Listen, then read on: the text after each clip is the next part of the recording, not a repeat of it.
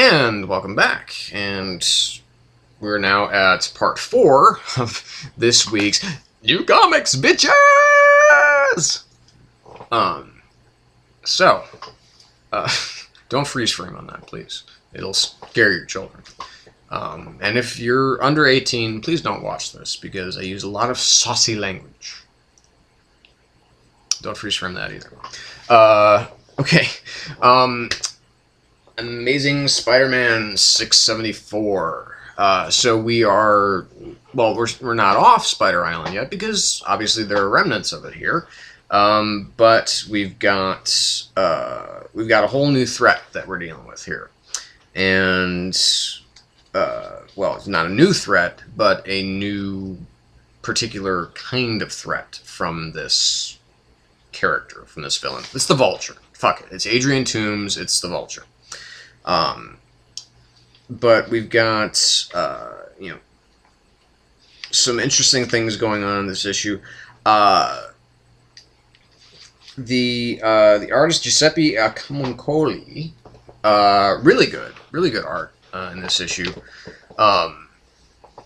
So I mean, this is basically it's kind of like the post Spider Island party that we kind of got going on here, and Dan Slott always has an ear for dialogue.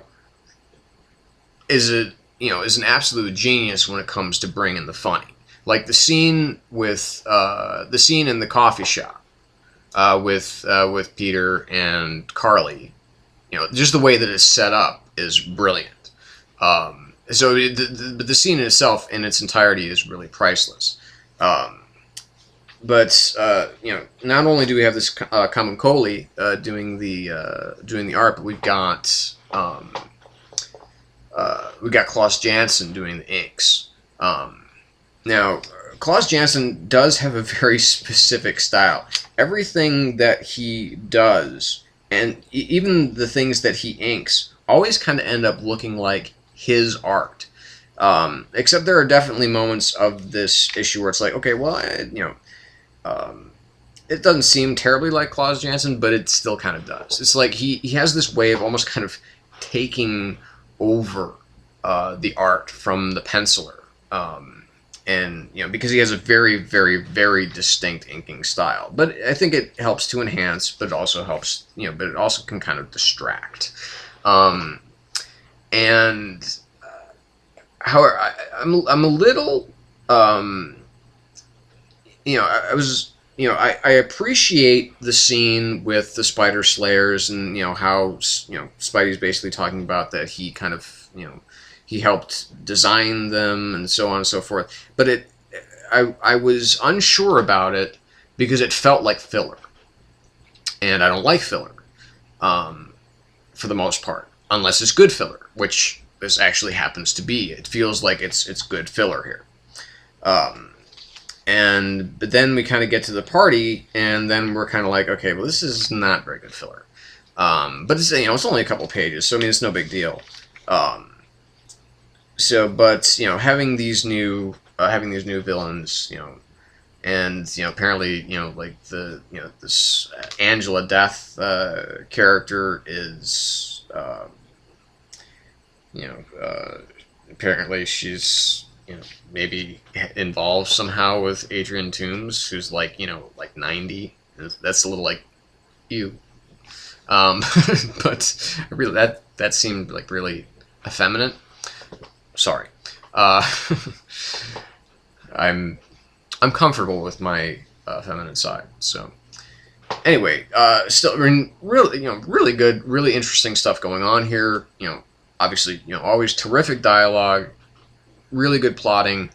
A couple of pages they could have edited, but still, good stuff. And it's it's a pretty dense read. It's a good read, but again, it's like, okay, again we've got the the big. Instead of having, okay, well, we've got, again, like, 19, maybe 20 pages of story, plus, because when you look at the book, you feel like, okay, well, I've got a real comic book here, but then you got, like with all, like a lot of the other Marvel comics, you got the big, the addendum at the end here, whether it's, the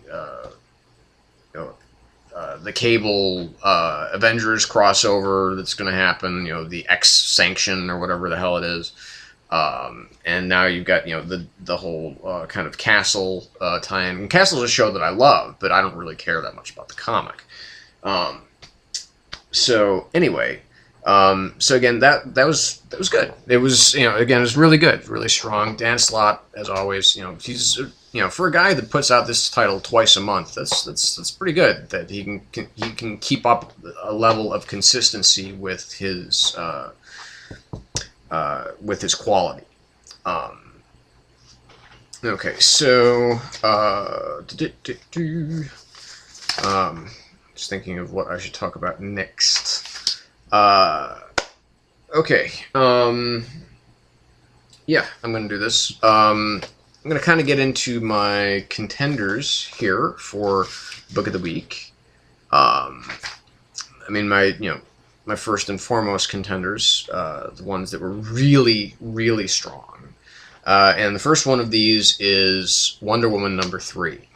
As I talked about before with Justice League, this is like the polar fucking opposite of... Do I have a tail growing out of my head? No, nope, just Scotty. Okay, this has been the strongest issue of this, you know, to date. And it's only been 3, but, I mean, still, the first one started off really good, the second one got even better, and this one is like, wow.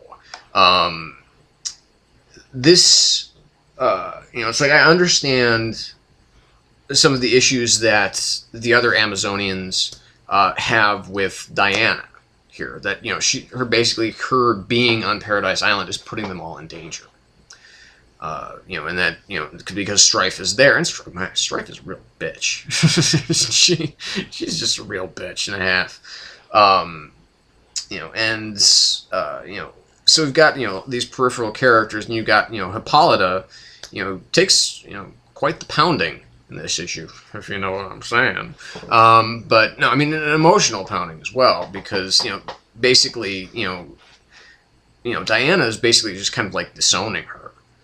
You know, this was the first, although I gotta say it, this was the first issue, the very first issue of Wonder Woman that I have ever read where I actually felt like I understood who Diana is. And she felt more like a real character than she ever had to me before, pretty much on paper.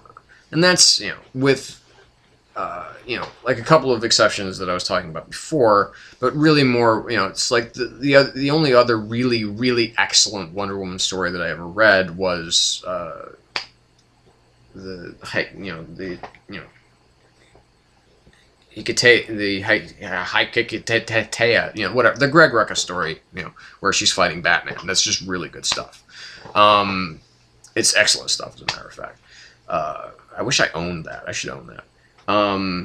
But again, Scotty, no, you can't sit on my comics. Okay, go away. Sorry. He does this sometimes. He likes to get up on the couch and he likes to bury himself in my comic books, and that kind of hurts the resale value.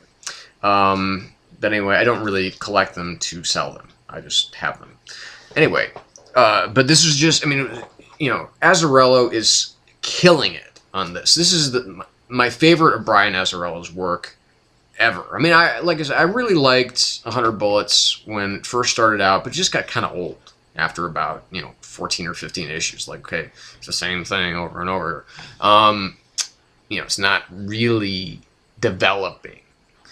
But you know, in this, you know, where he's taking on a character obviously very well established in the canon, very, you know, she's existed for, you know, the better part of a century, and now we're really kind of, you know, we're working more with her, you know, kind of, you know, her emotional self as well. So again, it was like I said, it was really the first story that I've ever read of hers where, you know, or about her, where it's like, I get it. I get where she's coming from now. I feel kind of how she feels, and I understand what she's going through.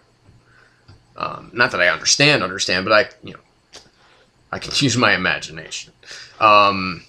So, and Cliff Chiang, wow, does his art rock the fucking world? I mean, he's just great. So 4.5 out of 5, close to 5. And then, so following along that same kind of line, we have back to, it's going to be impossible to stop gushing over this guy until he starts doing something really bad, and I don't think that's going to happen anytime soon. But we're going to talk about Batman #3 now. This is, again, another strong contender for Book of the Week, an easy 4.5 out of 5.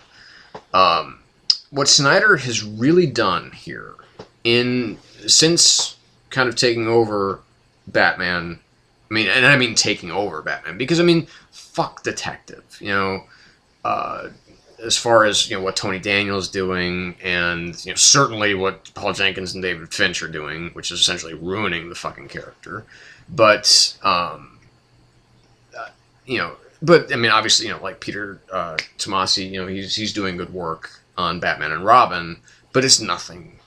It's like infinitesimal compared to, but his focus seems to be more on Damian. But this is about Bruce Wayne and Batman. Scott Snyder knows this character. He knows who Bruce Wayne and Batman are, as much as he knew who Dick Grayson as Batman was. So, he has actually extended his, he was able actually to write Batman as, two different people and two different characters, but still contain the heart of the character, no matter who they are, because they're still damaged people. One of them is, has different damage than the other one, but they're also both extremely intelligent. And that is the thing that I love so much about Snyder's work on Batman, particularly, and I think even the stuff that he's doing right now is possibly, better than what he was doing before when he was doing Detective. Because this is really feeling like Batman. Because what he's doing is that we have the great physical confrontations where, where Batman is, he's just, fucking up his opponents, 6 ways from Sunday. But he's also a detective.